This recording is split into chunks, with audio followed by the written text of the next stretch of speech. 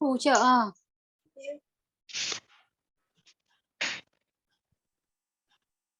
Silakan Sabrina. Baik, terima kasih Bu. Baik, langsung saja. Assalamualaikum warahmatullahi wabarakatuh. Selamat siang dan salam sejahtera untuk kita semua. Pertama, mari bersama kita panjatkan puja dan puji syukur kehadirat Tuhan Yang Maha Esa, yang mana pada hari ini kita dapat berkumpul secara virtual Zoom meeting dalam peluncuran buku Aceh, Kisah Datang dan Terusirnya Belanda dan Jejak yang Ditinggalkan. Dan juga kembali kami ucapkan selamat siang dan selamat datang kepada Ibu Wakil Rektor 3 Universitas Sumatera Utara, Ibu Profesor Dr. Poppy Angelisa Zaitun Hasibuan SSI MSI Apoteker. Selamat datang Ibu. Kemudian yang kami hormati Dekan Fakultas Ilmu Budaya Universitas Sumatera Utara, Ibu Dr. Dr. Anda Tengku Tirhayazin MA. Kemudian yang kami hormati para wakil dekan di lingkungan Fakultas Ilmu Budaya Universitas Sumatera Utara. Kemudian yang kami hormati Ketua Panitia Ibu Dr. Anda Lila Pritahati MSI. Kemudian yang kami hormati penulis buku Mr. Anton Stolweg. Dan juga kedua pembahas pada siang hari ini, Mr. David Klos dan Profesor Dr. Budi Agustono. Dan juga pastinya yang kami hormati Bapak Ibu para hadirin sekalian. Senang sekali rasanya hari ini saya Sabrina Oktaviana dapat memandu jalannya acara ini hingga akhir nanti. Baik Bapak Ibu para hadirin, langsung saja kita memasuki rangkaian acara yang pertama ialah laporan oleh Ketua Panitia, untuk itu kepada Ibu Dr. Anda Lila Pritahati MSI, kami persilakan. Terima kasih Ananda Sabrina. Assalamualaikum warahmatullahi wabarakatuh. Waalaikumsalam. Pertama-tama marilah kita panjatkan puji syukur kehadirat Allah Subhanahu wa taala yang telah memberikan nikmat dan karunia-Nya kepada kita sehingga kita bisa berkumpul secara daring di acara peluncuran buku Aceh, Kisah Datang dan Terusirnya Belanda dan Jejak yang Ditinggalkan pada hari ini Senin 6 Februari 2023. Tak lupa salawat dan salam kita panjatkan ke junjungan kita Nabi Muhammad SAW yang menjadi suri tauladan bagi umat manusia. Dalam kesempatan ini, saya sebagai Ketua Prodi S1 Ilmu Sejarah Fakultas Ilmu Budaya Universitas Sumatera Utara mengucapkan terima kasih kepada Wakil Rektor 3 Universitas Sumatera Utara, Ibu Profesor Dr. Poppy Angelisa Zaitun Hasibuan SSM SD Apoteker, kepada Dekan Fakultas Ilmu Budaya Universitas Sumatera Utara, Ibu Dr. Anda Tengku Tirhayazin MA, dan segenap jajaran dekanat atas segala dukungannya sehingga acara ini dapat terlaksana. Terima kasih atas kesediaan penulis Bapak Anton Stolweg dari Amsterdam, Belanda, yang mau berbagi ilmu pada hari ini. Pembahas Bapak Profesor Dr. Budi Agustono MS, Guru Besar Sejarah Fakultas Ilmu Budaya Universitas Sumatera Utara, dan Bapak David Klos, peneliti KITLV Universitas Leiden, yang mengajak kita menelusuri Aceh dan tinggalan historisnya melalui buku Aceh Kisah Datang dan Terusirnya Belanda dan Jejak yang Ditinggalkan. Perlu kami laporkan bahwa terselenggaranya kegiatan ini juga didukung oleh Yayasan Pustaka Obor Indonesia. Itu kami sangat berterima kasih atas partisipasinya. Acara peluncuran buku pada hari ini merupakan salah satu kesempatan yang baik yang dapat kami gunakan untuk mengenalkan program studi S1 Ilmu Sejarah dan Fakultas Ilmu Budaya Universitas Sumatera Utara kepada masyarakat luas. Acara ini diikuti oleh 155 peserta, baik dosen, mahasiswa maupun peserta lainnya yang berasal dari berbagai universitas, instansi terkait lainnya. Terima kasih atas kehadirannya dalam acara program studi S1 Ilmu Sejarah ini. Semoga Bapak Ibu hadirin dapat memperoleh ilmu yang bermanfaat. Tidak lupa diucapkan terima kasih kepada segenap panitia yang telah mengerahkan usahanya untuk kelancaran acara ini. Demikian laporan kegiatan peluncuran buku ini kami sampaikan. Mohon maaf atas segala kekurangan. Selamat mengikuti acara ini. Wabillahi taufiq wal hidayah. Assalamualaikum warahmatullahi wabarakatuh. Terima kasih. Baik, Waalaikumsalam warahmatullahi wabarakatuh. Terima kasih kepada Ibu Dr. Anda Lila Pritahati MSI atas laporannya selaku Ketua Panitia. Baik Bapak Ibu para hadirin, selanjutnya adalah kata sambutan oleh Dekan Fakultas Ilmu Budaya Universitas Sumatera Utara. Untuk itu kepada Ibu Dr. Anda Tengku Tirhayazin MA, dipersilakan. Terima kasih pembawa Sebelum acara. Ibu Dekan, maaf sebelum Ya. Ibu Dekan, Ya. Ibu Dekan kan dari apa ada? Dari Obor ya. Obor kan hadir. Kak Heni mungkin sebelum Ibu Dekan apa? Oh iya. Saya kira gitu. Baru kemudian setelah Ibu Dekan, Ibu Warek. Silakan apa dari Yayasan Obor. Iya Prof, maaf sebelumnya karena kita Ya. tidak diinformasikan, tapi kita ucapkan terima kasih untuk pada Universitas Sumatera Utara untuk Fakultas FIB yang telah menyelenggarakan dan membahas tentang buku Aceh. Kita ucapkan terima kasih dan kerjasamanya yang baik. Semoga di kedepannya kita akan banyak melakukan kerjasama untuk pembahasan-pembahasan buku-buku lainnya. Kita sebagai informasi aja bahwasannya Pustaka Obor Indonesia telah lama bekerja sama dengan KTLV untuk menerbitkan buku-buku tentang sejarah dan budaya. Semoga buku-buku tersebut juga bermanfaat. Dan kebetulan kita juga baru membuka kantor perwakilan untuk Obor baik Pulau Sumatera yang berpusat di Kota Medan, yang kantornya juga ada di Jalan Profesor H.M. Yamin. Semoga ini memudahkan kita untuk menyebarkan ilmu yang bermanfaat dan mengembangkan ilmu budaya dan sejarah ke depannya. Gitu. Saya mewakili Obor mengucapkan terima kasih. Semoga acara ini berjalan dengan lancar dan hikmat. Assalamualaikum warahmatullahi wabarakatuh.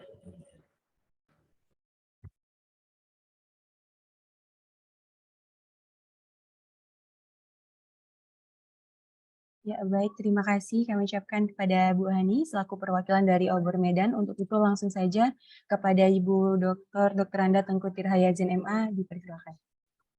Ya, terima kasih kepada pembawa acara. Assalamualaikum warahmatullahi wabarakatuh dan selamat siang. Sekali lagi kita bersyukur atas kehadiran Allah Subhanahu wa Ta'ala yang telah memberikan kita kesehatan, dan pada siang hari ini alhamdulillah kita dapat bertemu di ruang Zoom dalam kegiatan peluncuran buku. Peace be upon of you all. Yang terhormat Wakil Rektor 3 Universitas Sumatera Utara, bidang penelitian, pengabdian pada masyarakat dan kerjasama, Profesor Dr. Poppy Angelisa Jaitun Hasibuan, SSI, MSI Apoteker. Yang terhormat Ketua Program Studi Ilmu Sejarah dan Sekretaris Program Studi Ilmu Sejarah, Ibu Lila Pelitahati, MSI, dan Ibu Junita Ginting, MSI. Dan yang terhormat Ibu Hani dari perwakilan penerbit Yayasan Obor Indonesia.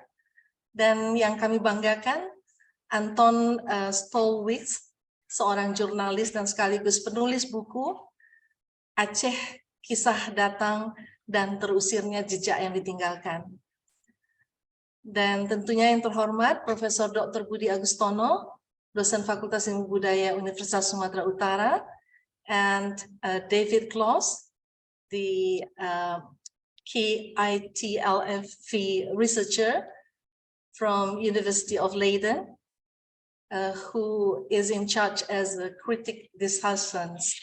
Dan Pak Prof. Dr. Budi juga sebagai pembahas pada peluncuran buku pada siang hari ini.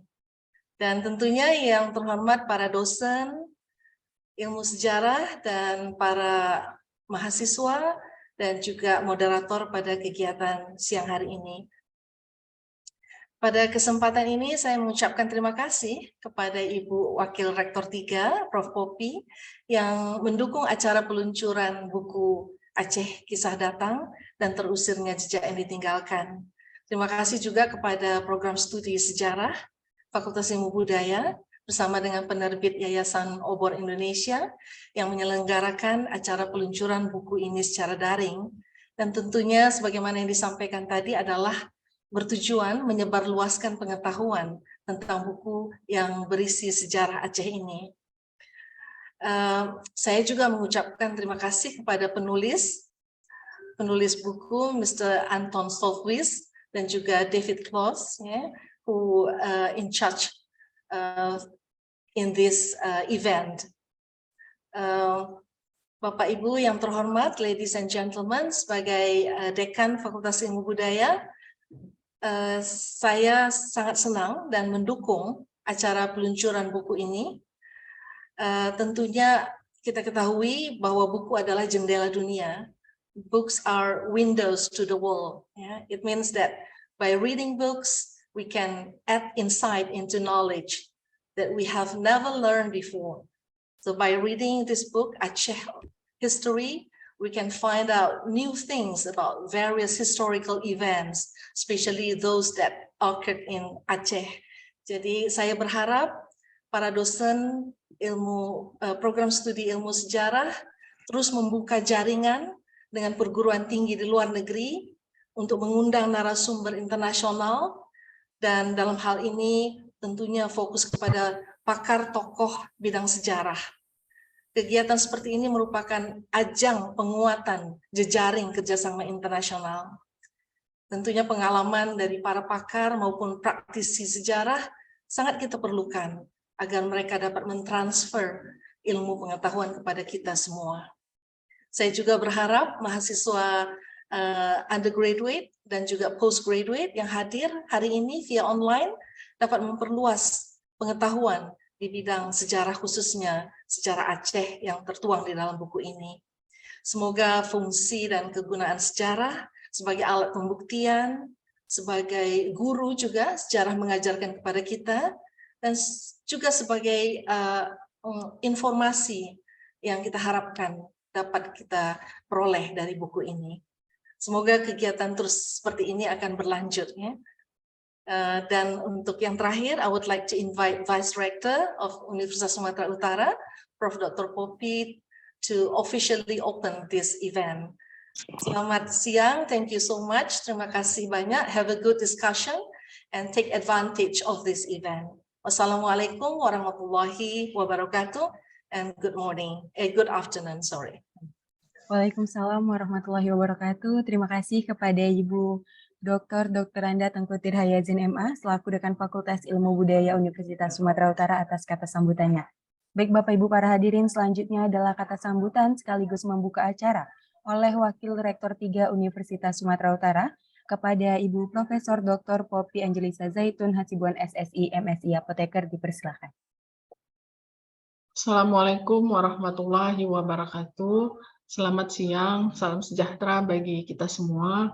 Yang saya hormati Dekan Fakultas Ilmu Budaya Universitas Sumatera Utara, Ibu Dr. Anda Tirhayazin MA, para wakil dekan, di sini yang ada Bapak Dr. Pujiono, Ketua dan Sekretaris Prodi S1 Ilmu Sejarah, Ibu Dr. Anda Lila Pelita Hati MSI, dan Ibu Dr. Anda Junita Setiana Ginting MSI. Yang kami banggakan, Prof. Budi Agustono selaku Guru Besar Ilmu Sejarah. Yang kami hormati, Mr. David Kloss, penulis buku Aceh, Kisah Datang dan Terusirnya Belanda dan Jejak yang Ditinggalkannya, Bapak Anton Stolwijk, dan pembahas Mr. David Kloss dari University Leiden, Ibu Hani dari Yayasan Obor, Bapak Ibu peserta webinar pada hari ini, dan yang kami sayangi para mahasiswa baik S1, S2 maupun S3 yang mohon maaf tidak dapat saya sebutkan satu persatu. Pertama-tama marilah kita panjatkan puji syukur kehadirat Allah Subhanahu wa Ta'ala, Tuhan yang Maha Esa, yang mana pada berkat rahmatnya kita pada hari ini masih bisa melaksanakan kegiatan, yaitu walaupun secara daring melalui virtual Zoom ini, tapi kita bisa nanti sama-sama mengikuti peluncuran buku Aceh, Kisah Datang dan Terusirnya Belanda dan Jejak yang Ditinggalkannya oleh Anton Stolwijk. Tak lupa salawat dan salam senantiasa kita panjatkan kepada junjungan kita baginda Nabi Muhammad SAW yang membawa kita hijrah dari zaman jahiliyah ke zaman yang bermartabat dan berilmu. Peluncuran buku ini merupakan satu hal yang baik dan harus kita sambut dengan positif seperti yang diutarakan oleh penulis dalam bukunya bahwa di Belanda banyak arsip dengan kandungan informasi penting tentang sejarah Aceh. Oleh karena itu, dengan adanya peluncuran ini, kami tentu berharap agar Bapak Ibu semua serta mahasiswa ilmu sejarah khususnya baik mahasiswa S1, S2 maupun S3 di USU dapat mengambil manfaat yang sebesar-besarnya dalam kesempatan ini demi menambah pengetahuan ataupun khasanah tentang Aceh. Berkaitan dengan tema ini, kami mengucapkan terima kasih dengan hadirnya dua orang pembahas. Maaf. Sebentar. Mohon maaf, ada gangguan.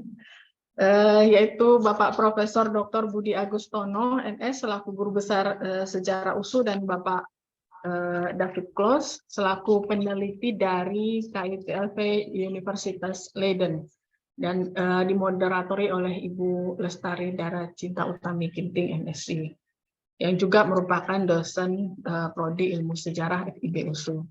Kegiatan ini kami sangat mendukung sekali. Kenapa? Karena USU pada saat sekarang ini telah memasuki range tahap 2, yaitu menuju World Class University, di mana tentu kerjasama antara dosen yang ada di USU dengan dosen-dosen yang ada di luar, terutama universitas-universitas yang masuk dalam top 500 QS maupun top 100 QS. Kerjasama yang dilakukan berupa riset bersama itu tentu harus mulai diperbanyak saat ini. Dan kami sangat mendukung, sangat berharap agar kerjasama antara dosen dengan dosen di luar, satu dosen, satu kerjasama dengan teman-teman yang ada di universitas lain itu harus segera kita mulai tingkatkan mulai tahun ini. Dan Prodi Ilmu Sejarah sudah memulai. Ini memberikan contoh yang baik bagi prodi-prodi yang lain untuk juga memulai menjalin kerjasama. Dan selain dengan peneliti-peneliti ataupun dosen dari universitas yang ada di luar, juga dalam hal ini ada kerjasama dengan Yayasan Obor, di mana ini tentu penting juga untuk mewujudkan luaran-luaran dari hasil penelitian dosen, ya terutama dosen di Prodi Ilmu Sejarah dan tentu nanti yang lainnya juga ya dosen-dosen FIB dan jurusan yang lain. Kami dari pihak rektorat, saya mewakili Pak Rektor sangat menyambut baik dengan adanya kegiatan peluncuran buku ini. Dan tentunya ini juga merupakan salah satu upaya untuk meningkatkan branding prodi maupun branding dari Fakultas Ilmu Budaya dan USU ke khalayak luas. Akhir kata, semoga kegiatan ini memberikan manfaat yang sebesar-besarnya bagi kita semua. Semoga webinar ini berjalan dengan lancar. Dengan demikian, kegiatan webinar ini saya buka dengan resmi. Assalamualaikum warahmatullahi wabarakatuh. Waalaikumsalam warahmatullahi wabarakatuh. Baik, terima kasih kepada Ibu Profesor Dr. Pop Angelisa Zaitun Hasibuan SSI MSI Apoteker atas kata sambutan sekaligus membuka acara kita pada siang hari ini. Baik Bapak Ibu para hadirin, selanjutnya adalah agenda foto bersama. Untuk itu kami mohon Bapak Ibu untuk dapat mengaktifkan kameranya karena kita akan mengambil tangkapan layar sebagai foto bersama kita siang hari ini.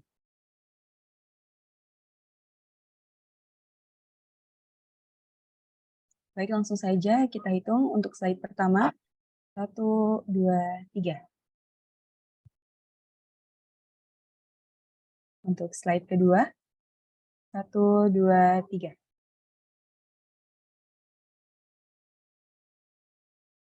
Baik, terima kasih Bapak Ibu para hadirin. Kemudian selanjutnya adalah kita memasuki rangkaian acara inti kita pada siang hari ini yang akan dipimpin oleh moderator kita yang merupakan salah satu dosen muda di S1 Ilmu Sejarah Universitas Sumatera Utara. Untuk itu kepada Ibu Lestari Dara Cinta Utami Ginting SSMA dipersilakan.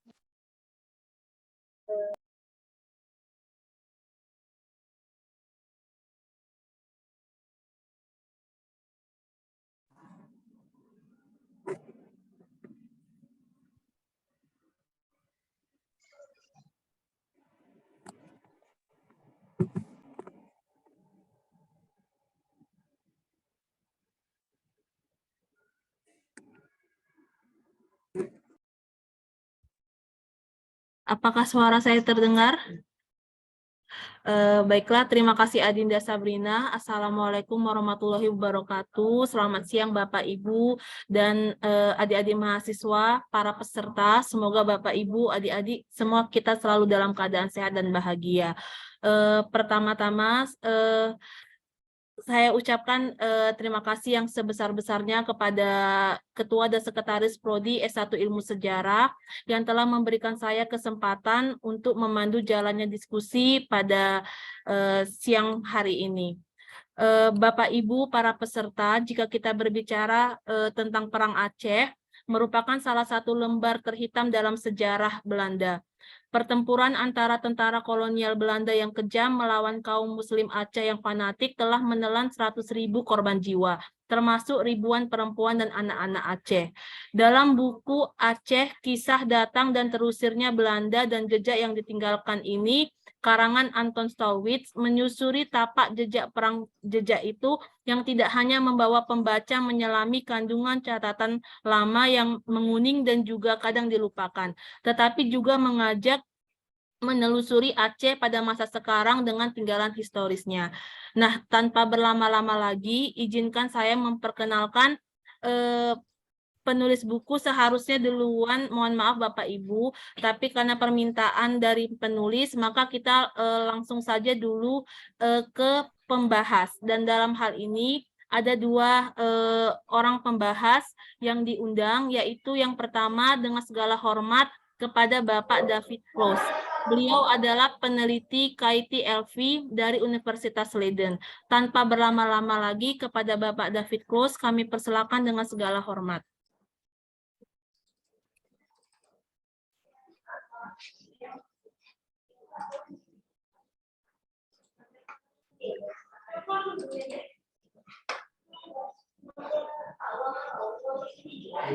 Terima kasih banyak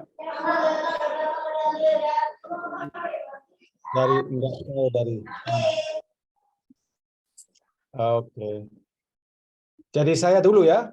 Iya, silakan, Oke, terima kasih. Sorry, saya cari catatan saya.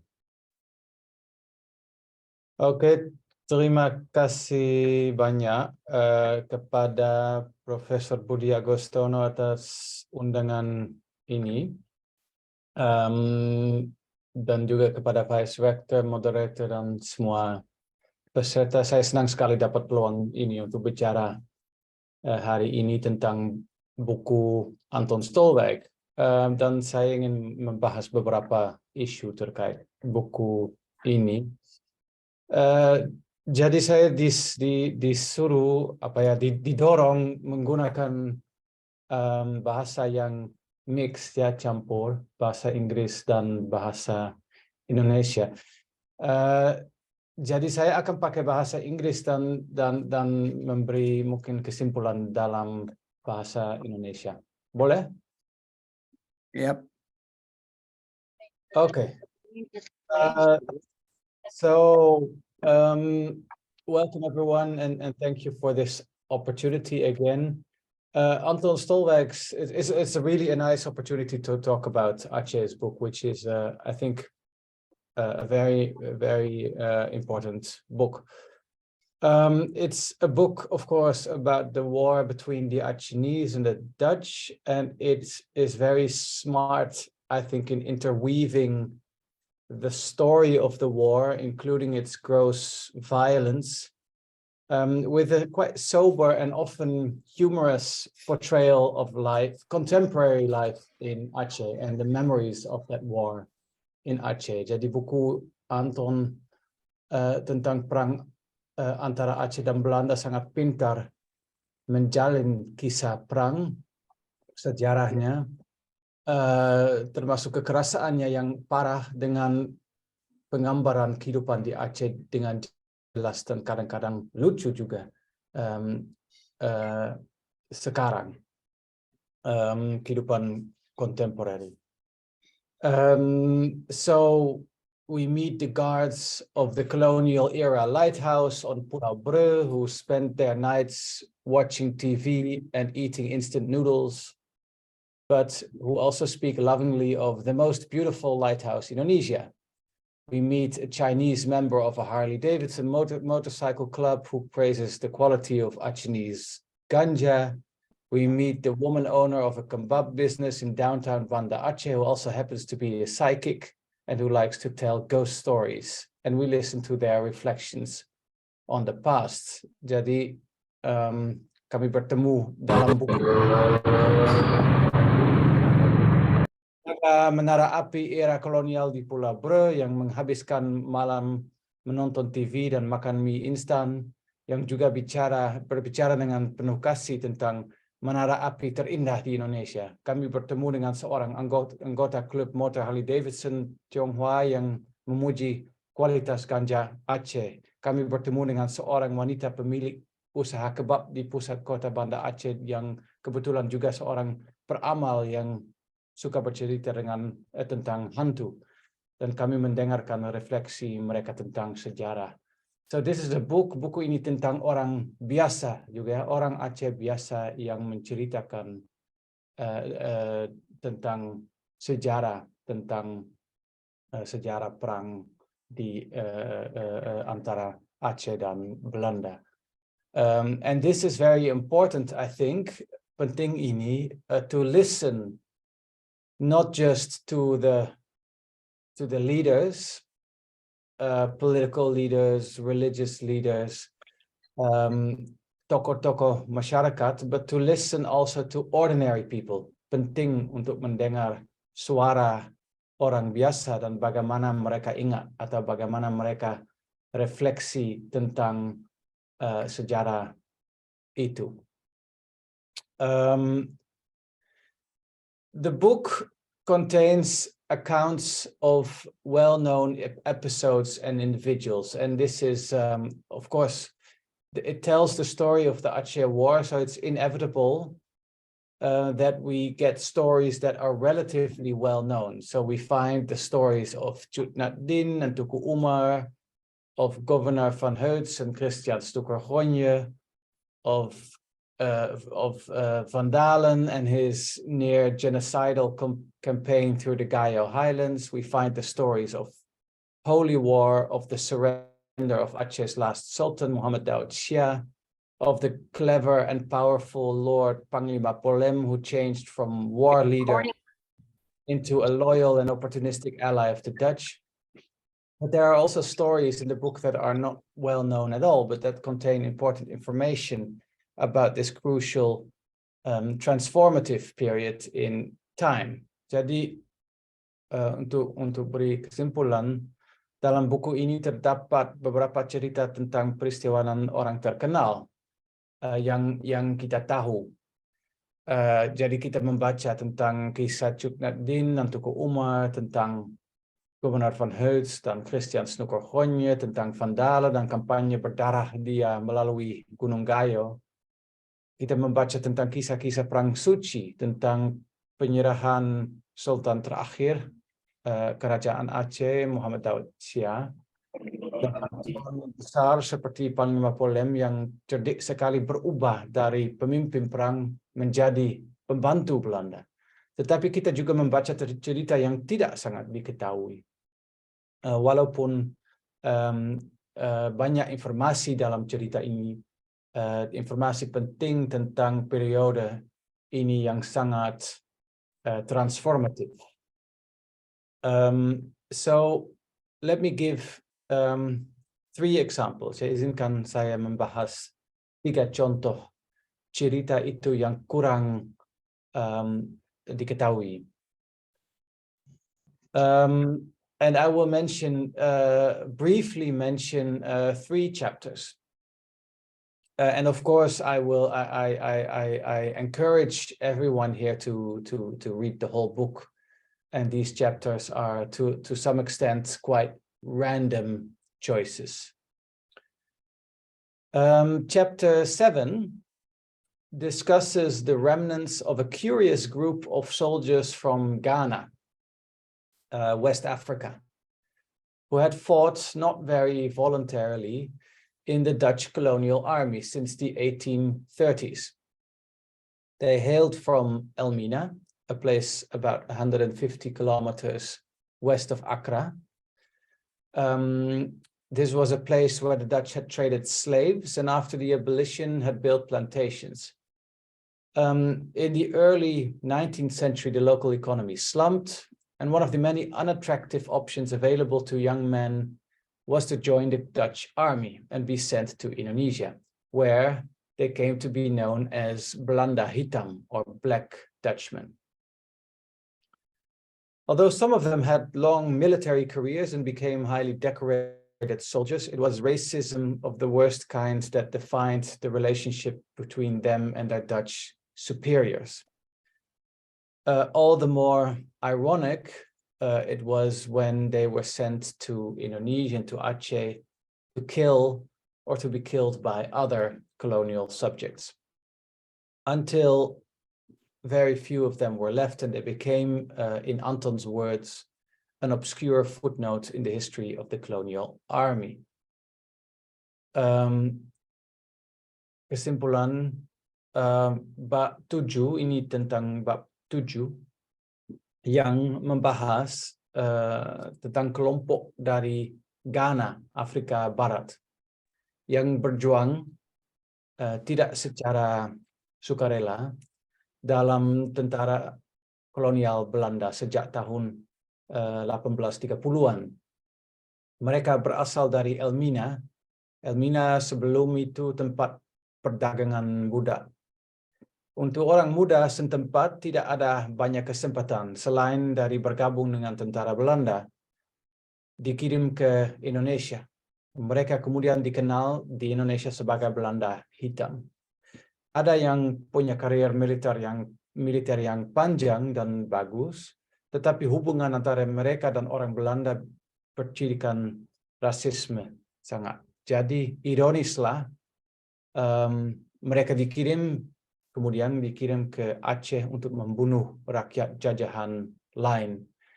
And it is these ironies of history that the book, that Anton's book is full of. So that is a first example, contoh pertama kisah yang kurang diketahui, and which Anton's book gives us something of.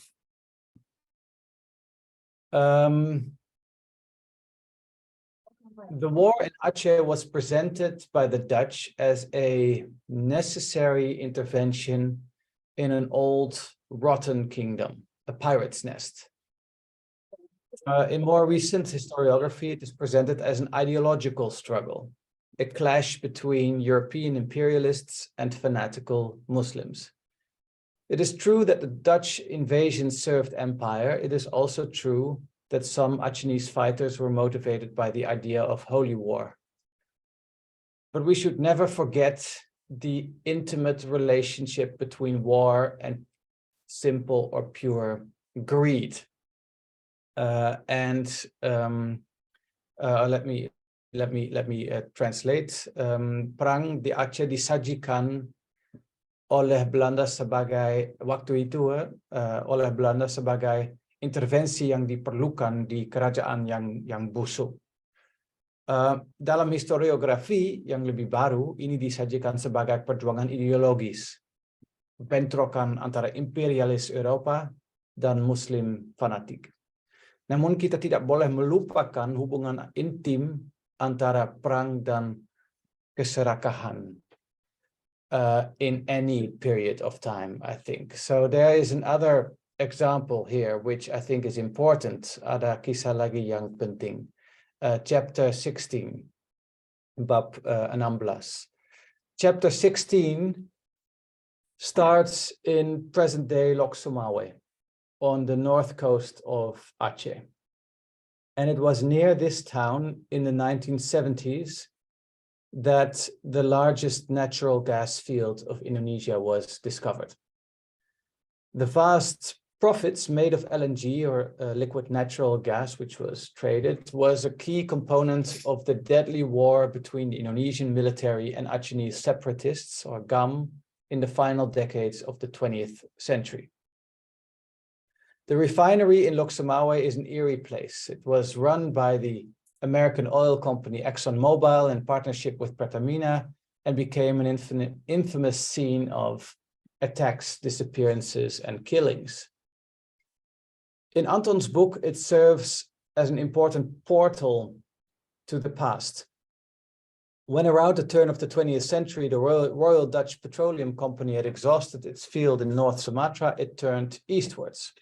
Large quantities of oil had been found in a small town called Perelak on the Achenese east coast. And although Governor van Hertz tried to stop it, he wanted to use the profits for his own local government. For the development of Aceh, in his words, even he proved no match for the powerful oil lobby, and the precious good was ultimately channeled away out of the new province to Medan and specifically to Jakarta, or to Batavia at the time. And as Anton observes, importantly, I think, in his book, what happened later in Lok Sumawe painfully resembles that earlier episode in the colonial history of the region. Jadi bab 16 ini mulai di Lok Sumawe, dan di dekat kota inilah pada tahun 1970-an ladang gas alam terbesar di Indonesia ditemukan. Penemuan ini kemudian menjadi faktor besar dalam perang antara TNI dan GAM. Dalam buku Anton, deskripsi fasilitas Lok Sumawe itu berfungsi sebagai pintu ke masa lalu, pintu ke sejarah. Awal abad the 20th century, abad 20-an, abad 20, perusahaan minyak kerajaan Belanda telah menghabiskan ladangnya di Sumatera Utara. Jadi mereka pindah ke Aceh. Minyak dalam jumlah besar telah ditemukan di sebuah kota kecil bernama Perelak, pantai timur, dalam provinsi baru Aceh. Governor van Hertz ingin menggunakan keuntungan untuk pemerintah daerah sendiri, tapi lobi minyak di Belanda terlalu kuat, dan minyak itu semua atau keuntungan semua disalurkan keluar dari provinsi Aceh, dulu ke Medan, dulu terus ke Batavia. Dan seperti diamati Anton, apa yang terjadi kemudian di Lok Sumawe sangat mirip dengan episode sebelumnya dalam sejarah kolonial di wilayah tersebut. So that was the second example. The final and third example of a story that is not often told is that of the so-called Aceh tram. The Aceh tram was a railway track of some 500 kilometers from Medan along the coast to Banda Aceh. It was what in Dutch was called a small spoor, a narrow rail of 75 centimeters width. And it looked somewhat like a toy, therefore, as Anton writes. But it was important to the Dutch because it helped to connect what they considered an isolated region to the grid of the colony. In the view of the Dutch, it would contribute to the development and pacification of the new province. The first tram ride took place in the year 1919. And Anton writes, "Never will the Netherlands get closer to peace than this." The tram line is actively remembered by present-day Achenese civil servants, Anton finds out as he travels through the region. He finds out that the main office of the tram line still exists, even if the actual track is no longer there. They are working on a new connection, he is being told. A guy named Rizal shows documents and photos and tells Anton in his own words the story of the Aceh tram. What is interesting, I think, about the Aceh tram, or one of the things that's interesting about it, is that it probably did very little to serve the colonial cause, so to speak, as Anton also notes, but it was actively perhaps even almost exclusively used by the Achenese, by ordinary Achenese people who became more mobile and connected to the world in different ways than before.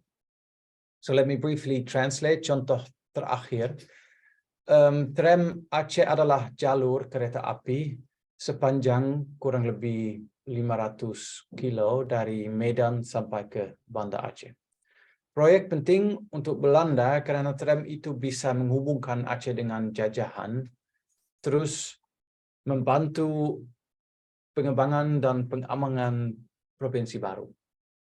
Perjalanan tram pertama dilakukan pada tahun 1919.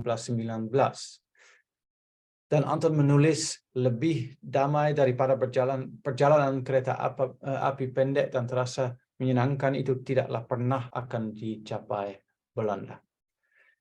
So it was a very limited success in that sense. Jalur tram Aceh diingat oleh pegawai negeri Aceh sampai sekarang. Dan Anton mengetahui bahwa kantor utama jalur tram masih ada. Meski rel sebenarnya sudah tidak ada lagi. Dan dia menulis bahwa seorang pria bernama Rizal menunjukkan dokumen dan foto dan menceritakan tentang tram Aceh. Dan yang menarik menurut saya, tram itu tidak sangat membantu tujuan kolonial, tetapi dipakai oleh orang Aceh biasa yang menggunakan tram dan terus bisa menjadi lebih mobile dan ada koneksi yang baru. All of these examples contain interesting information about connection and disconnection and how Aceh changed in myriad ways. Politically, socially, economically, culturally, in the context of war, but not always or because of that war. It is very tempting to view a place engulfed by war in the framework of violence and to understand or to explain everything that happened as a direct consequence of that violence. But the war in Aceh lasted 7 decades, and it took place in a global context of vast transformation. Transformations that were not simply the doings of military conquest, even if they were colored by it. So contoh-contoh ini menyampaikan informasi menarik tentang koneksi dan keterputusan dan bagaimana Aceh berubah dalam berbagai cara. Politik, sosial, ekonomi, budaya, perubahan dalam konteks perang, tetapi tidak semua disebabkan oleh perang atau kekerasan itu. Perang Aceh Belanda berlangsung selama 70 tahun dan dalam konteks transformasi global. Now we need to be a little bit careful here. It is not at all my intention to trivialize the violence. This was a war in which, to cite Jim Siegel, 1 out of 8 Achenese was killed or displaced, and in which the economic base of Achenese society was drastically altered. End of quote.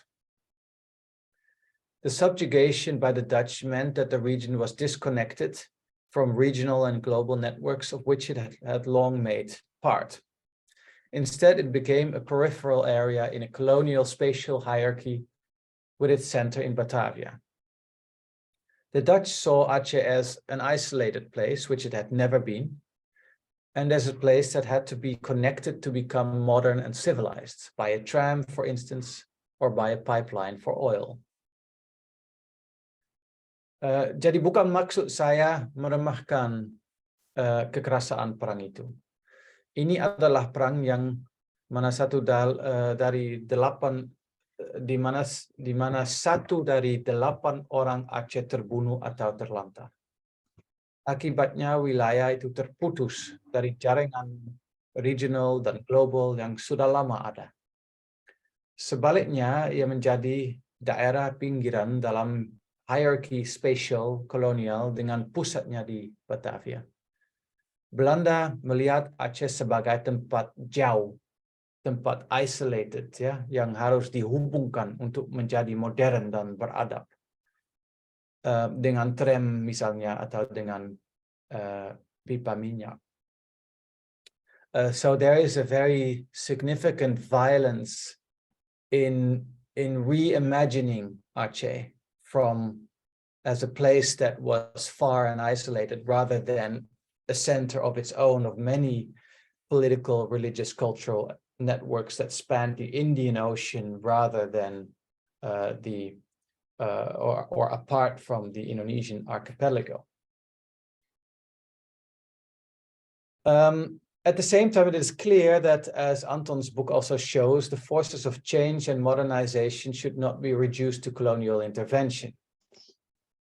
In the final decades of war, Aceh was a pressure cooker in which the militarization of society and the threat of violence went hand in hand with social change, including religious revitalization. We see the birth of PUSA, for instance, Persatuan Ulama Seluruh Aceh, and the new artistic creativity in the fields of literature, in the field of theater, and so forth. So let me conclude on this point by citing a passage from the writings of Henri Zandgraaf. Zandgraaf was a journalist, a Dutch journalist with distinctly conservative, possibly even fascist leanings. So not perhaps a very pleasant guy, but he was also an acute observer. And when he traveled through Aceh, he was shocked by the fact that Dutch administrators remained to be so preoccupied by tracking down and confiscating copies of the Hikayat Perang Sabil, the war poems that had mobilized Achenese fighters to take up arms against the colonialists. Zandgraaf wrote, and I quote, when I see those lanky youngsters wearing a modern flannel costume with a collar, one of those small stations of the Aceh tram, I am certain that these are not the men for long stays in the jungle, for month-long wanderings in the mud, or fanatical Klewang attacks. This sense of change, of emancipation, ultimately proved a far greater threat to the colonial order. Jadi izinkan saya menutup dengan kutipan dari Henri Zandgraaf. Zandgraaf adalah seorang jurnalis Belanda yang konservatif, mungkin fasis, tapi juga tanggap. Dan dia melihat banyak. Ketika dia melakukan perjalanan melalui Aceh tahun 30-an, dia terkejut. Terkejut bahwa orang administrator Belanda masih sibuk mencari salinan Hikayat Perang Sabil. Menurut dia, jadi menurut Zandgraaf, jurnalis itu, orang Aceh waktu tahun 30-an lebih dipengaruhi oleh koran, oleh media modern. Orang muda itu tidak tertarik dengan perang suci, masuk hutan dengan Klewang, tapi mereka tertarik dengan konsep nasionalisme, tertarik dengan merdeka. Dan kita tahu sekarang kekuatan konsep atau ide itu sangat kuat, ya. So this is not to say that the idea of Holy War or Perang Suci was completely gone, because it came back in the 1950s in the Darul Islam period. But I think what he saw was important, that Aceh became reconnected in different ways and in ways that had not been imagined by the Dutch. And that's where I will close. Terima kasih banyak.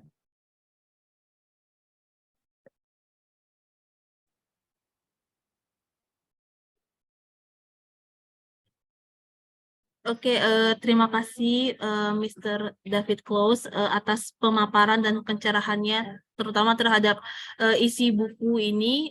Baiklah, selanjutnya adalah pembahas kita yang kedua, yaitu Bapak Profesor Dr. Budi Agustono MS. Beliau adalah guru besar sejarah Universitas Sumatera Utara. Kepada Bapak Budi Agustono, kami persilakan dengan segala hormat. Terima kasih. Saudari Dara. Selamat siang. Assalamualaikum warahmatullahi wabarakatuh. Salam sejahtera buat kita semua. Thank you, David, for giving comments. For our discussion today is about the book launch on the Aceh. I concur what you have already said about the Aceh, and especially Aceh history regarding the Aceh Wars in 1873 till 1942. And while we are waiting for Anton, he will be coming, at 5 more minutes, because now actually it misunderstood about the times, between Jakarta times or and Amsterdam times, but it is I think no problem, because now I'm talking about the my comments on this book. Pertama kita berterima kasih kepada Anton Stolvik yang sudah memberikan tulisan sumbangan penting untuk sejarah Aceh ini, terutama yang terkait dengan kaitan antara Aceh dan juga Belanda pada waktu itu. Tapi yang perlu dicatat adalah bahwa meskipun buku ini tentang sejarah, tapi sesungguhnya buku ini juga merefleksikan tentang situasi kekinian dan juga kelampauan masyarakat orang Aceh. Nah, dibanding dengan karya lain, saya kira kita tahu bahwa Aceh itu saya kira sebagai body of knowledge. There are many books, on Aceh. Especially after tsunami, so many books about the Aceh. And before tsunami, also many Acehnese, local people wrote about their local culture, like local history. I think it is very interesting. If we compare to other places like the West Sumatra, also many local writers, to write, their local history. Saya kira ini juga menarik karena meskipun Aceh itu banyak sekali tulisan-tulisan tentang Aceh, tapi tulisan Anton juga memberikan hal yang sangat penting untuk melihat studi Aceh sebagai a body of knowledge, karena banyak sekali tentang Aceh.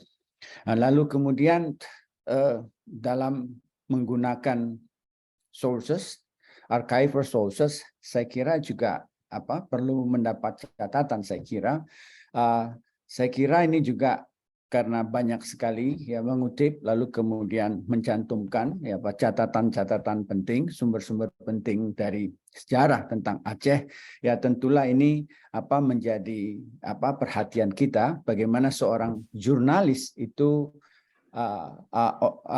how journalists to organize archival sources for writing history.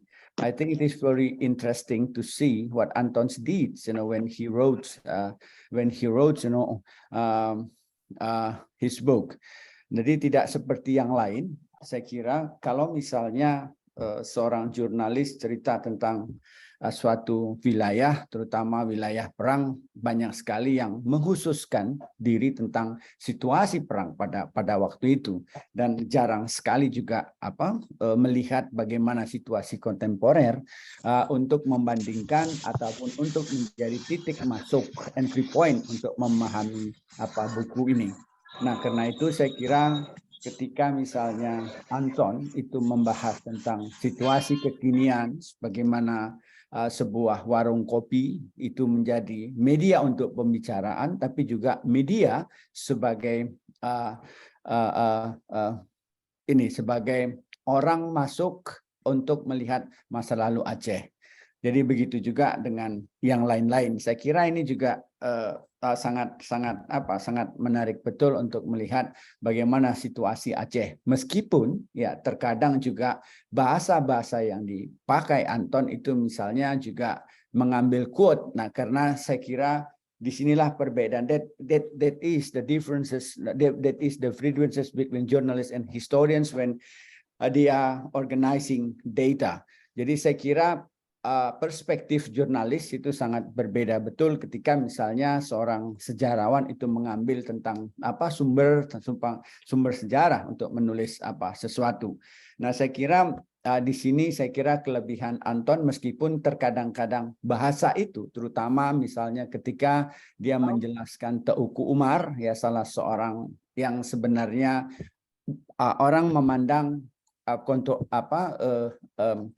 Teuku Umar ini kan seorang pahlawan yang sangat pejuang, yang sangat kontroversial, yang juga berjuang untuk Aceh, tapi dia berkolaborasi. When he was collaborating with the Dutch government at that time, Teuku Umar was called as the traitor, seperti itulah. Jadi saya kira ini juga menarik ketika mungkin misalnya dalam batas tertentu bisa membuat itu menyurutkan kepahlawanan ataupun kebesaran dari Teuku Umar. Jadi saya kira itulah yang menjadi poin penting dalam kaitan dengan buku ini.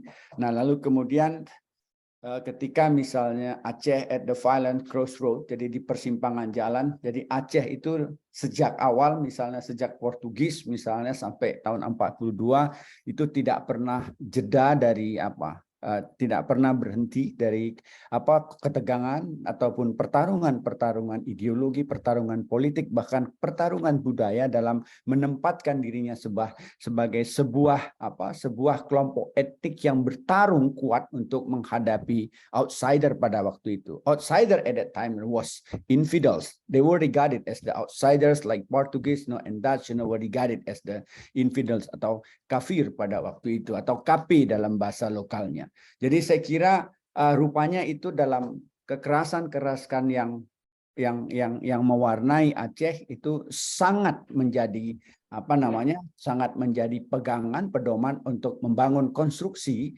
identitas Aceh ketika mereka menghadapi persoalan yang lebih berat lagi ketika misalnya menghadapi situasi di tahun 70-an. Nah, makanya ketika tadi David itu membicarakan soal minyak misalnya, itu saya kira asosiasi tentang minyak itu adalah it was a violence. Oil is related to a political violence in 1970s in Aceh.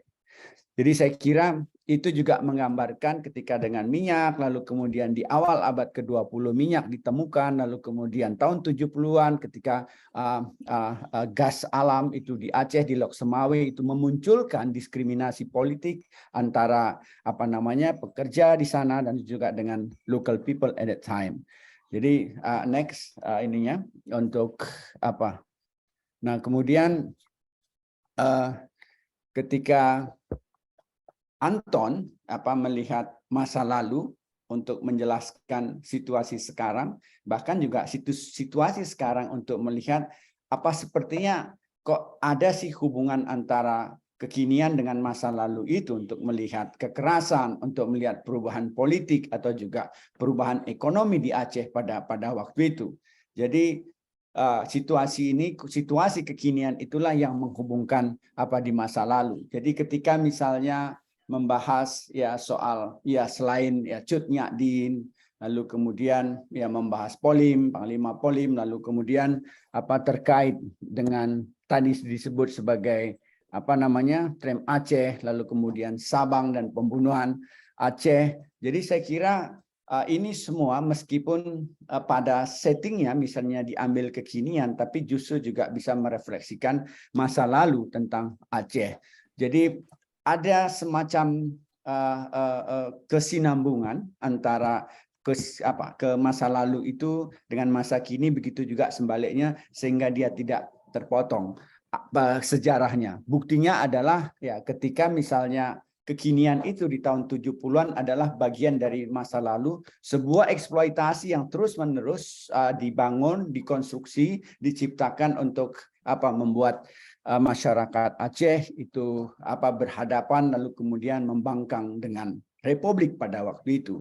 Dan juga kita tahu Aceh juga punya sejarah pembangkangan dengan Republik. Sebenarnya Aceh di tahun 52 ketika misalnya terjadi turbulensi politik di tahun 52 itu memperlihatkan Aceh adalah bagian dari Republik, tapi pada waktu itu juga Aceh untuk membangkang terhadap Republik tahun 50-an karena kekecewaan, karena apa yang disebut sebagai apa namanya revolusi aspirasi, the revolution of aspirations, jadi could not be reached, at that time in Aceh in 1950s. That is why, they wanted to what we call they were against the Indonesian Republic in 1950s. Jadi saya kira itu terus-menerus mewarnai, dan itu pula lah nanti ketika misalnya Aceh dibangun oleh para perumus-perumus identitas seperti misalnya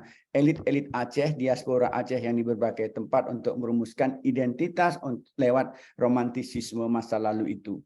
Jadi saya kira tidak banyak di wilayah Indonesia yang memiliki sejarah lokal, tapi tidak hanya lokal, karena sejak masa lalu, terutama di awal abad 16-17, Aceh, has had relation to international connection at that time, not only with the Dutch, Portuguese, but also with the Turkey Ottoman Empire at that time. Jadi saya kira itu juga bagaimanapun kekayaan sejarah itu juga sangat penting, dan inilah yang memperkuat Aceh atau menjadi sebuah kelompok etnik yang sangat berbeda di Indonesia dengan kelompok etnik yang lain. Nah, sekalipun misalnya waktu minggu lalu saya ke Banda Aceh, saya melihat situasi yang sangat berbeda. Jadi kafe-kafe tanda petik infidels, kafe means that the infidel, itu sudah berlalu. Ya mungkin juga sudah sedikit orang menyebut kafe, tapi sebagai penggantinya adalah banyak sekali berdiri kafe. I mean the food stall, in the street, every day we can see cafe, open, until 10 or 11 o'clock. Jadi between cafe and cafe, jadi sebuah istilah, saya kira dulu ada cafe, sekarang banyak sekali cafe yang menjadi bagian dari modern culture or budaya modern di Aceh pada saat sekarang ini. Jadi saya kira kontribusi besar dari buku ini adalah melihat kembali Aceh di tengah situasi yang mengalami perubahan sosial politik yang sangat-sangat besar, sangat struktural di tahun 2000-an ini. Saya kira demikian yang bisa disampaikan. Terima kasih, Ibu Dara. Gimana? Apakah Anton sudah datang? Sudah hadir? Iya, terima kasih kepada Bapak Profesor Dr. Budi Agustono, MS. Baiklah, Bapak Ibu para peserta, saya sudah melihat bahwa ternyata Bapak Anton Stolwitz itu sudah hadir ke dalam virtual Zoom. Selamat sore, Pak dari Medan. Selamat sore, halo. Sorry for being late. Anton, for coming. Ya, Sorry for being late. Iya, terima kasih Pak sudah hadir dan bergabung dalam virtual Zoom. Baiklah Bapak Ibu adik-adik peserta, tanpa berlama-lama lagi saya persilakan dengan segala hormat kepada Bapak Anton Stolwitz yang akan bercerita dan mengajak kita untuk menyelami isi buku Aceh, Kisah Datang dan Terusirnya Belanda, dan Jejak yang Ditinggalkan. Kepada Bapak kami persilakan dengan segala hormat.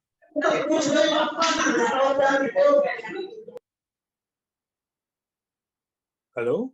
Yep. Ya, Yeah, sorry. silakan Pak. Okay. Is it okay if I speak English? Ya, mix, Indonesian and English. Oh, tapi saya sudah lupa bahasa Indonesia. Sudah berapa tahun saya di Aceh when so I wrote this book in 2015 and it came out in 2016 in the Netherlands. So for me, my Indonesian, I can understand, but it's hard for me to speak. So if you don't mind me talking English, I will say something about why I wrote this book, something about the methods that I used, and something about the reception of the books. and perhaps we still have some time for questions because I think we only have 20 minutes left. Yeah. So I'll try to keep it short. Yeah. I found my high school history book last year. So the book, it was 30 years old from my high school. And of course, I looked up Aceh because I was interested in finding out what actually was written about the war between the Netherlands and Aceh. And I found out that it wasn't even one full sentence that was mentioned. It was like half a sentence. It said something like General van Heuts, who suppressed the rebellion in Aceh, was made governor or something like this. So this is all that children learn in the Netherlands about the war between the Netherlands and Aceh. And it's like, for me now, it's quite shocking. But I remember when I first came to Aceh in 2009, I came to visit my wife, who is an anthropologist and was doing research on the tsunami of 2004. So I came to Aceh, and my knowledge was exactly this, like nothing. Like 99.9% of the people in the Netherlands, I knew absolutely nothing about the war between Aceh and the Netherlands. I knew something about the Indonesian War of Independence. I knew something about colonialism. I did my master's degree in colonial literature, so I had read some Indonesian books. But my knowledge about the war between the Netherlands and Aceh was zero. So I was quite surprised to get to Aceh. And I remember very clearly the first Achenese person that I talked to was the taxi driver who drove us from the airport to our hotel. He immediately started talking to me. Oh, you're Belanda, General Keuler. And I had no idea what he was talking about. And then at that time, I thought, well, maybe this taxi driver is very interested in history. But after that, almost every person that I met in Aceh, like in Warung Kopi, or like friends of my wife, everybody immediately started talking about this war. And it was very shocking for me because everybody seems to have a story, everybody seems to have an opinion. They had a lot of knowledge, not just about Achenese fighters, but also about all kinds of Dutch, like Snoekoer Gronje and General Keuler and all kinds of other people who played a role in this war. And it was so shocking for me. And the other thing that was very shocking for me was that there were many places in Banda Aceh that also reminded me of the war. Like, for example, right in the city center of Banda Aceh, of course, there's the big graveyard. It was for me, it's like, how is this possible? It's this huge area. It's forgotten by everybody in the Netherlands. I think there's a small foundation in the Netherlands who pays some money, but the Dutch government doesn't pay anything for this graveyard. It's actually maintained by the Achenese provincial government. So for me, it was very, very interesting for me and strange. And then I remember when I got back from my first trip to Aceh, I started reading and doing some research just out of curiosity. And that was my second surprise, because then I found out that there were actually no recent books written in Dutch at all. The last book that I could find was by Paul van het Vier. I think it's also been translated in Indonesian, this book. I don't know if it's visible. But this was written in 1969. This was the last big book in Dutch about the war between Aceh and the Netherlands. And it's a very interesting, good book, but it's also written 100% from the Dutch archives. So there's no Achenese perspective at all. There's no sense of place about what happened in Aceh. It's just like the writer goes through the archives in the Netherlands and he writes about what happened from that perspective. For me, this, like, my head was spinning because in the Netherlands, there are no recent books. There are huge archives. There's a lot of historical sources, but nobody ever looks at them. And then I came to Aceh, and it seems like everybody was still remembering this war. It played a very big part in Achenese history and Achenese identity. And then, so I just, out of curiosity, started doing more research, and it ended up being a book, because I wanted to bring these two things together, like the historical perspective from the Netherlands and the contemporary perspective of the Achenese, because that's like, I tried to make it like work for the book, but it's also problematic, of course, because historical Achenese sources are very rare. And they're like, I couldn't really find much. I know there's some hikayats, but of course I cannot read Arabic. And then there's historical sources, they're all from the Dutch perspective. So they're all from the colonial perspective. There's no contemporary perspective at all. So I decided to just combine the two. Oh, yang tinggal dicek. So this is my methodology that I used. So I found historical sources from the Dutch archives, and I used them. I tried to use as much primary sources as I could find in order to show the Dutch perspective. And I think in many cases, it's a very racist perspective. It's very colonial. It's very, I think it's very, like it shows you very much like the way the Dutch people thought at the time. Like it's, on the one hand, it's very arrogant and it's also very ignorant. Like they, time and time again, they were like, they were saying like how bad the Achenese people were, like how they were like underdeveloped or things like this. But at the same time, they couldn't win the war. So this is very interesting to me to show this perspective. And then on the other hand, I tried to describe the Achenese perspective from today, which of course the war in Aceh plays a very big part in Achenese identity. So I wanted to show this too in my book.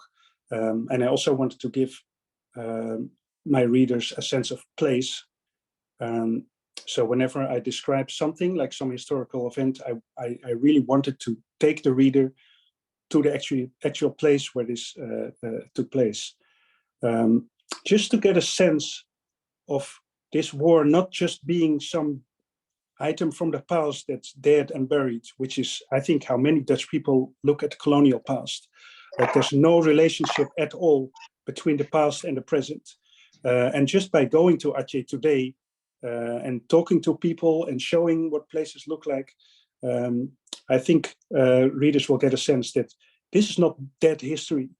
These are things that actually happened and actually affected people, and people are still talking about these things today. And Aceh is very much shaped by the war between Aceh and the Netherlands. And this is what I hope make my book relevant, because I wanted to show, in the first place, the Dutch readers, but I'm very happy that my book is translated into Indonesian as well. And I'm very curious to hear your questions or your comments about the book, of course. But I think my main goal was primarily to show Dutch readers, like not just to tell the story about the war, but also to show that there is relevance in knowing this story. That it's important for Dutch people also to know what happened and that there is an Achenese perspective on this. And I think it succeeded. In the Netherlands, it definitely, like it sold well, it got really nice reviews and it got nominated for some awards. So it's like, as an educational means, I think it worked. But I am very curious to hear any comments that you might have.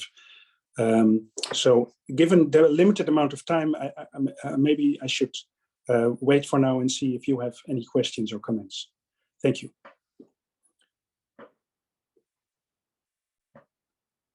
Oke, terima kasih kepada Bapak Anton Stolwitz.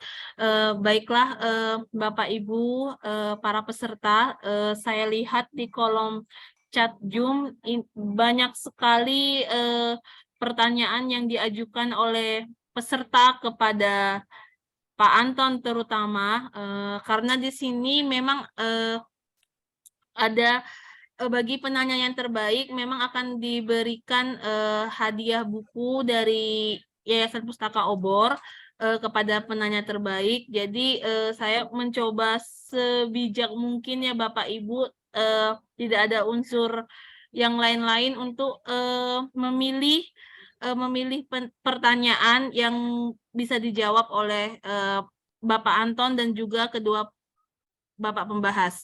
Oke, ini ada pertanyaan dari Bentar ya Pak. Bapak Taufik Abdullah. Mungkin ini bisa dijawab kepada Bapak Anton, Pak David Kloos, dan juga Pak Budi Agustono. Nah, beberapa hal yang ditinggalkan Belanda di Aceh, meninggalkan makam pembesar dan tentara Belanda dan Kenil, meninggalkan konflik sosial, sentimen ulama dan ule balang, menyebabkan banyak intelektual menjadi korban revolusi sosial. Belanda tidak meninggalkan apa-apa sebenarnya yang dapat dipelajari oleh Aceh kecuali kisah perang dan perlawanan. Belanda belajar banyak di Aceh, baik adat istiadat, budaya, nilai, filosofi, nasionalisme, dan kesadaran Aceh. Ya, mohon maaf, ini sepertinya hanya pendapat ya Bapak Ibu. Karena ini banyak sekali, saya takut dari atas bawah ini ada pertanyaan. Oke, ya ini Pak, dari Pak Hairul Fahmi.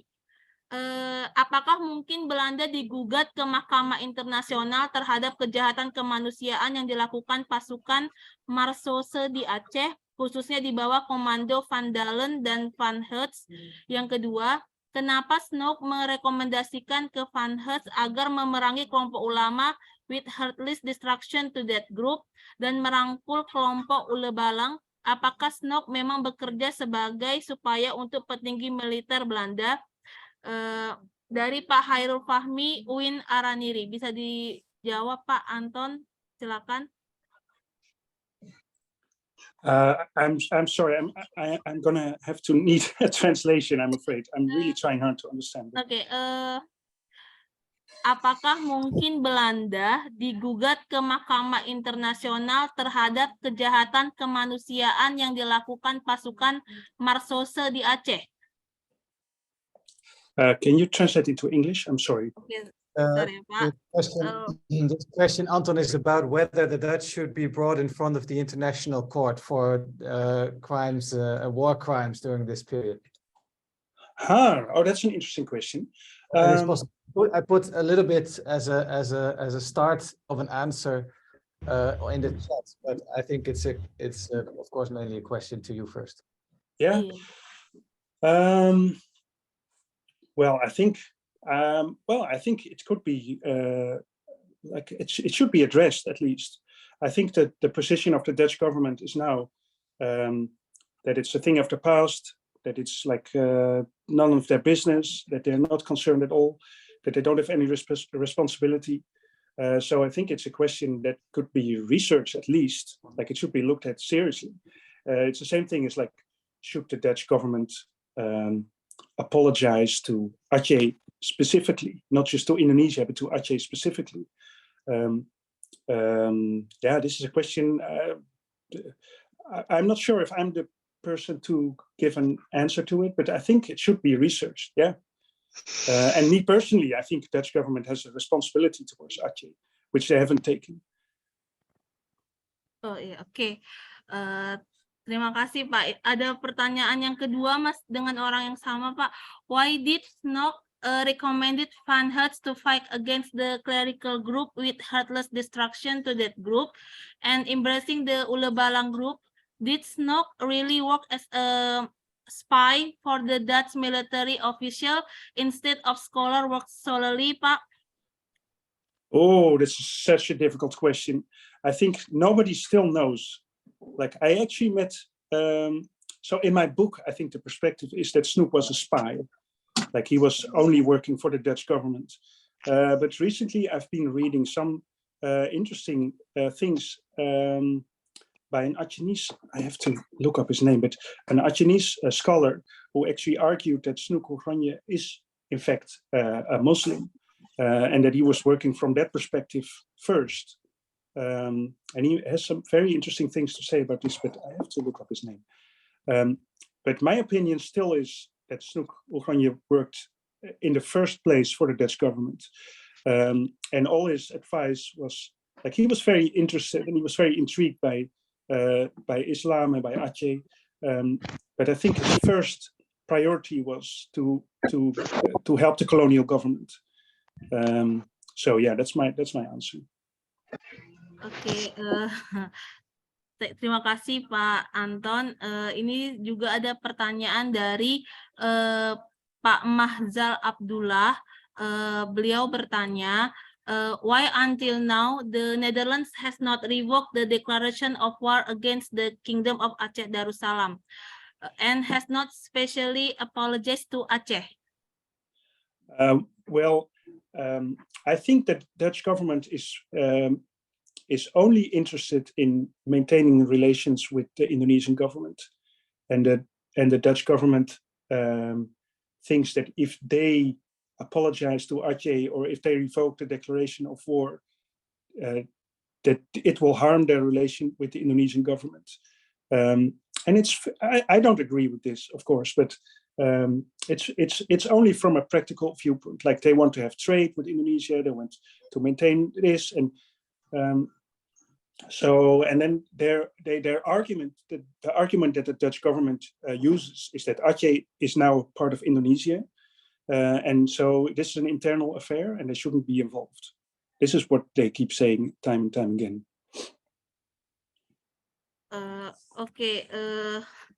Terima kasih Pak. Ini juga ada banyak sekali pertanyaan Pak. Jadi saya coba pilih satu persatu. Ini ada pertanyaan dari Raisa Agustiana. Beliau bertanya, in the Dutch Aceh War, SNOC's role was very significant, where SNOC is not army. According to the explanation of Mr. David, what exactly did SNOC, who wrote the book Aceh's People, why do Aceh people still look bad about SNOC? So is this question to David or to me? I think Mr. David. Oh, yeah. So sorry. I was writing in the chat. Saya tadi menulis dalam. Bisa terulang, bisa diulangi. Iya, Mbak Raisa ini bertanya Pak, dalam perang Aceh sama Belanda, peran SNOC kan sebenarnya sangat signifikan ya Pak. Padahal kan SNOC itu bukan tentara, tapi berdasarkan penjelasan Pak David tadi, ketika SNOC menulis tentang orang Aceh, buku orang Aceh, nah tapi kenapa pada orang Aceh sendiri memandang buruk terhadap SNOC gitu Pak? Oh, iya. Saya mencoba itu. Terima kasih Pak. Okay, thank you. I think the answer has been given to some extent by Anton already. Memang ada perang SNOC dalam perang itu karena dia advisor para pemerintah kolonial Belanda waktu itu ya. Jadi informasi yang dia cari banyak membantu pemerintah kolonial untuk dalam perang itu. But I'm saying this. Now I continue in English because I want to engage a bit with what Anton has been saying just now.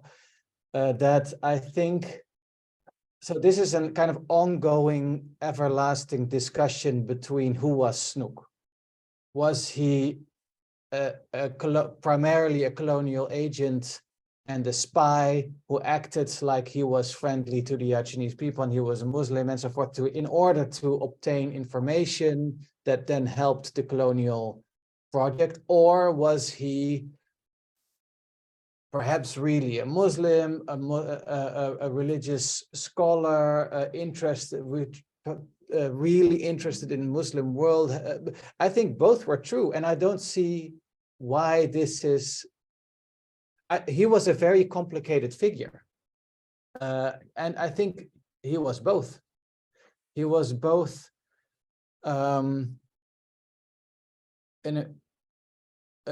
he was both a Muslim scholar, so to speak, and a colonial agent, and this was perfectly possible.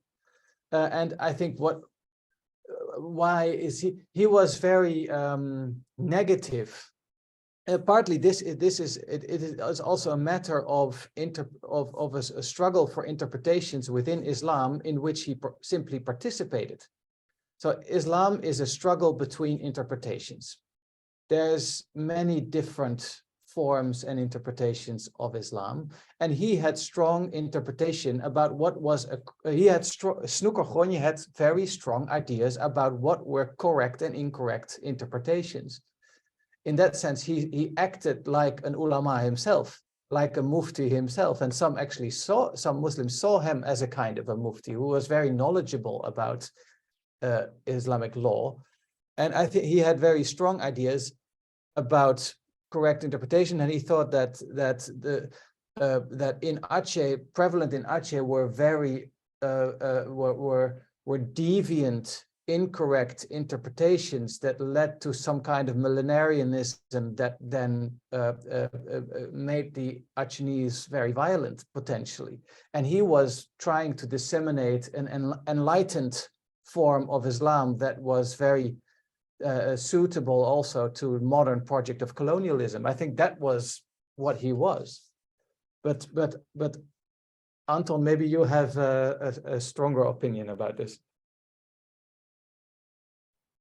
Boleh ditambahi, Sir? Yeah. I actually agree that he can be both, of course. Like there are many different kinds of Muslims, and I think he did see himself as a Muslim. I'm slowly getting convinced that he was actually seeing himself as a Muslim.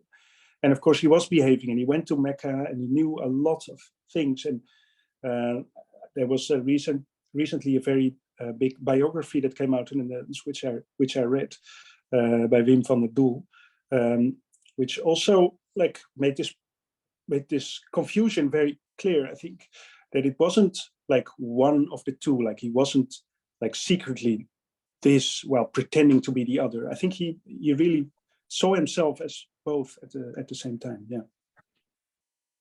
Okay, thank you, Sir Anton and Sir David Kos.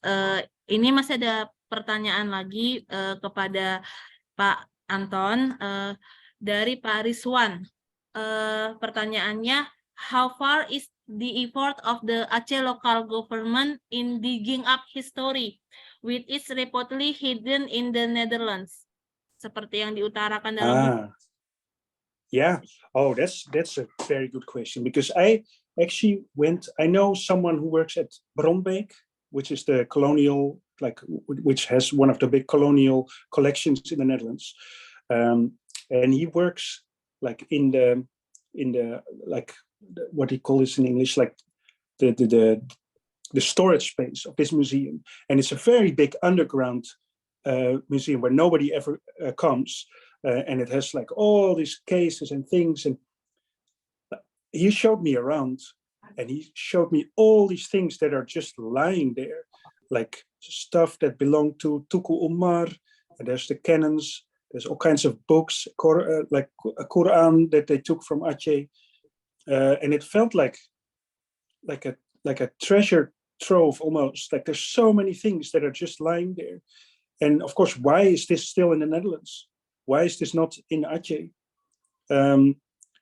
Well, I don't think anyone can give you a good answer to this. I think if the Acehnese government would, I don't know, if they would push a little harder, if the Dutch museums would be a little bit more cooperative. I think Dutch museums in general are getting more aware of the fact that most of their collections are taken like colonial museums, that most of the things that they showcase, they have been taken, and that they should be returned to the places where they come from. This is a very big discussion in Dutch museums. So I think if Museum Aceh or other museums in Aceh would like formally request that things are given back to Aceh, I think, I think it should be possible. Yeah. So maybe they should push a little bit harder. Oke, mungkin yang terakhir ini sebelum kita memilih, banyak sekali pertanyaannya. Mungkin jika Bapak nanti tidak keberatan juga bisa dibantu jawab mungkin via tertulis pertanyaan-pertanyaan. Tapi ini ada pertanyaan terakhir Pak Anton dari Pak Hendri. Pak Hendri bertanya, Seperti yang kita ketahui kan Pak, the chairman of the National Human Rights Commission said that solving case of gross human rights violence through non-judicial channels is not as easy as it sounds. Complex policies are needed to provide for all aspects of victim recovery. Then what about a judicial settlement? Not only about human rights, Adnike Nova Sigiro also talk about his struggle with human rights issues, his hobbies, and a daily life. There were 3 human rights violence in Aceh. Is there any follow-up solution? Thank you. I don't know. I think more research is always needed. And like probably as we said, I'm not a researcher myself. I'm a writer. So I'm not sure if I'm the person to answer this question. Maybe David has more of an answer to this. Okay, Mr. David Close, can you combine, or Professor Budi, can you combine Anton Stolwijk answer? It might be David first, and it's before me. Please, Okay. David. No, I think we would like to hear from you, Prof. Budi. Yeah. I will type up an answer to a question in the chat, something that adds to the previous question. Yeah. Which one is the Dara? Which one is the answers? I miss the questions. Pertanyaannya dari Pak Hendri tadi Pak, Ketua Komnas HAM Adnike Nova Sigiro kan menyebutkan penuntasan kasus pelanggaran HAM berat lewat jalur non yudisial tak semudah yang diucapkan. Perlu kebijakan kompleks untuk mencukupi seluruh aspek pemulihan korban. Yeah.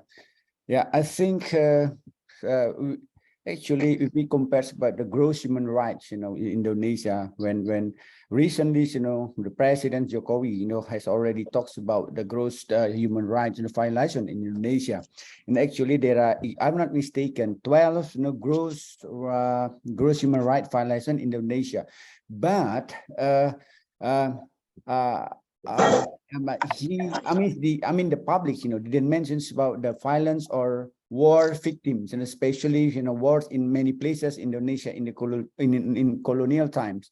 And like actually in 1946, for example, in North Sumatra, there was kinds of what the so-called the social revolution in East Sumatra, as well as the what we call social revolutions, in Aceh in 1946. Actually so many victims at that time, not only in the people's side, but also in the Ule Balang, on bangsawan, on nobility side at that time.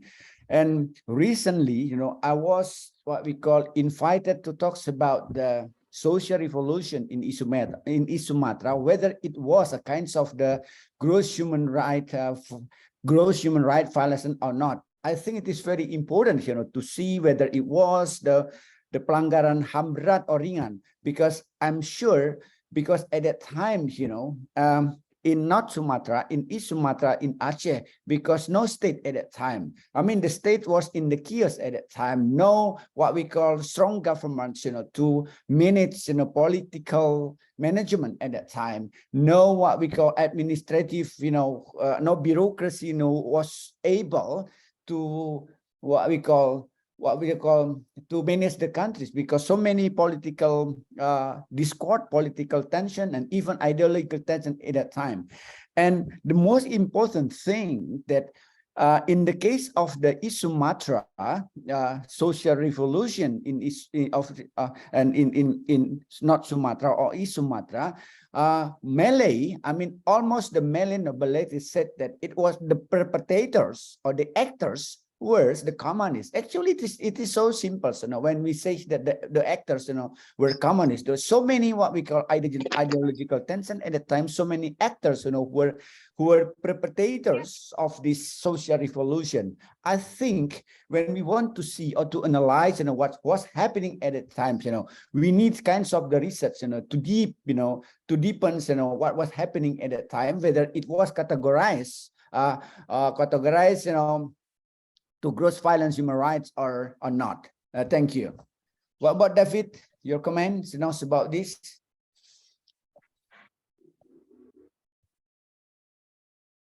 Oh, I think it's fine. I was typing. Okay, maybe the Answering last. multiple questions at the same time. Yes, maybe the last question. I don't want be a biased gender. So this is the last question from Sinta. She has 5 questions, but I will choose 2 because the time it's over.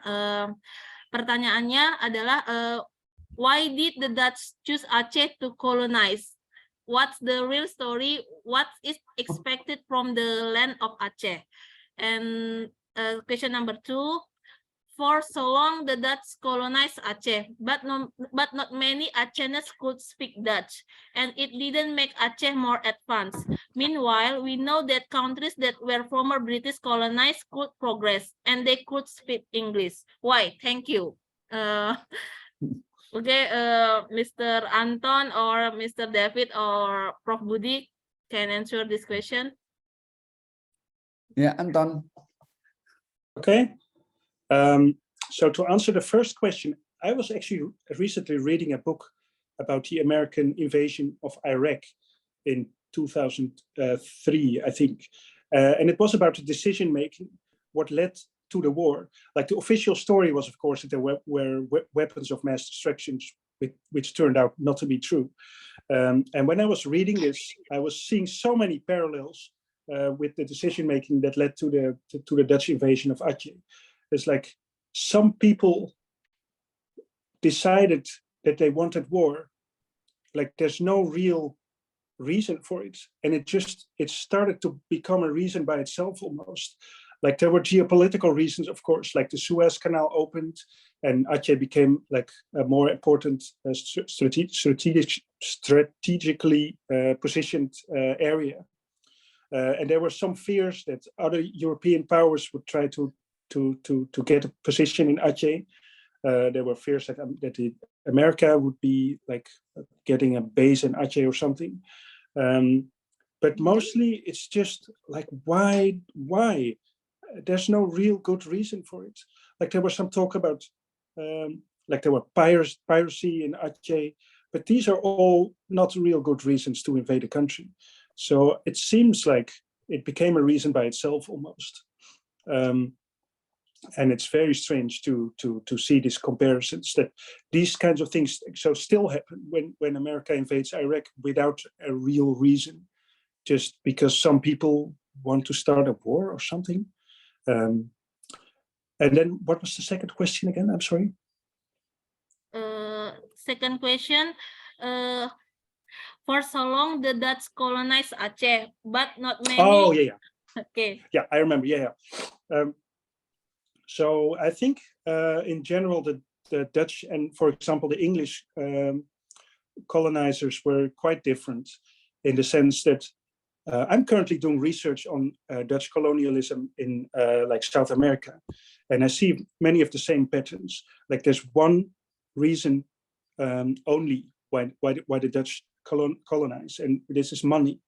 And there's, whenever you read anything about decision making in the Netherlands, about what should happen in the colonies, it's only about like it should not cost any money, and they want to make money.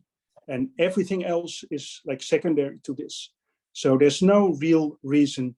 Like, for example, this is also about the like religious reasons, for example, that other European countries used to have. Like Spain, for example, was very, their colonialism was very much about spreading Catholic faith. But the Dutch, they never, like, religion was never a primary reason for them. like it was maybe secondary reason, like it was easy if they were missionaries, so they could like maybe control the Indonesian people easier or something like this. But the primary reason was always money. And same thing with schools. Like why would they build schools and teach Indonesian people Dutch? It would only cost money. So this is the reason, I think. And I think English colonizers were maybe a little bit more about spreading their culture than the Dutch were. Okay, thank you very much, Mr. Anton, Mr. David, and Pak Prof. Budi Agustono. Sejujurnya saya nggak bisa combine terlalu banyak informasi, tapi yang pasti buku yang ditulis oleh Pak Anton Stolwitz ini menjadi satu khasana dan kekayaan, terutama kita sebagai seorang sejarawan, dan terutama saya sebagai dosen mungkin kepada adik-adik mahasiswa yang sedang sibuk mencari judul skripsi, sebenarnya sudah dapat banyak tambahan dan masukan ide-ide untuk penulisan skripsi.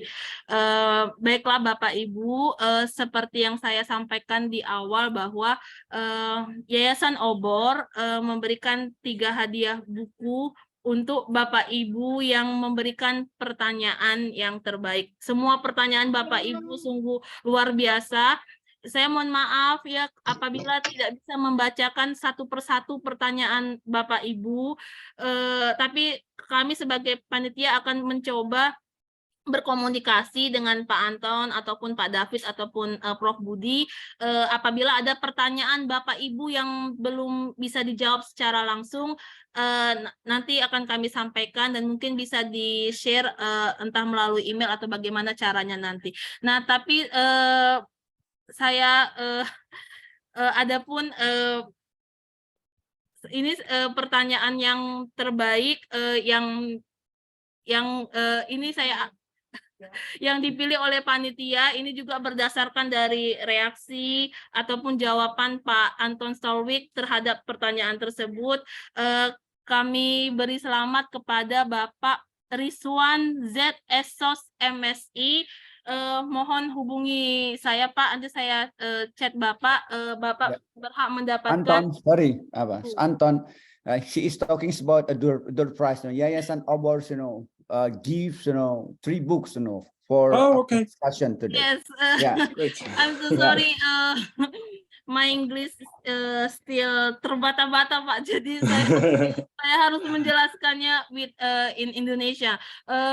Selamat buat Pak Rizwan Z. Esos MSI, Bapak berhak mendapatkan buku Aceh karangan dari Pak Anton Stolwitz. Mohon hubungi saya Pak untuk masalah yang lebih lanjut. Nah, kepada 2 penanya yang lainnya nanti akan dihubungi supaya adil, nanti akan diacak saja Bapak Ibu, nanti akan dihubungi melalui email ataupun nomor WhatsApp yang Bapak Ibu sudah kirimkan melalui form presensi. Jadi terima kasih kami ucapkan kepada Yayasan Pustaka Obor yang sudah memberikan hadiah door prize kepada para peserta. Baiklah Bapak Ibu yang saya hormati, waktu juga lah yang memisahkan kita. Pak Anton, terima kasih banyak atas waktunya. Apalagi kami tahu di sana masih sangat pagi, dan juga kepada Pak David Close yang luar biasa dan juga Pak Prof. Budi Agustono yang sudah menjembatani. Semoga Bapak Ibu bisa hadir di kegiatan-kegiatan kita selanjutnya, kegiatan-kegiatan prodi sejarah selanjutnya, dan di acara-acara selanjutnya. Dan Pak Anton dan Pak David, semoga kita tetap still kontak. Saya serahkan kepada moderator, kepada MC kita pada sore hari ini. Assalamualaikum warahmatullahi wabarakatuh.